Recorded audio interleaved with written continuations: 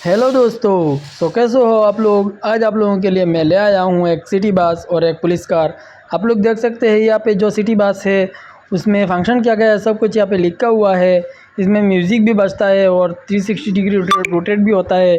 तो मैं अभी इसको अनबॉक्सिंग करके आप लोगों को दिखाने वाला हूँ। आप लोग मेरे वीडियो के एंड तक बने रहे और अभी तक सब्सक्राइब नहीं किया तो ज़रूर मेरे चैनल को सब्सक्राइब करके रखना, क्योंकि ऐसा टॉयज रिलेटेड वीडियो इस चैनल में बार बार आता रहता है। और आप लोग देख सकते हैं यहाँ पे एक पुलिस कार है और पुलिस कार में फंक्शन क्या क्या है सब कुछ यहाँ पे लिखा हुआ है।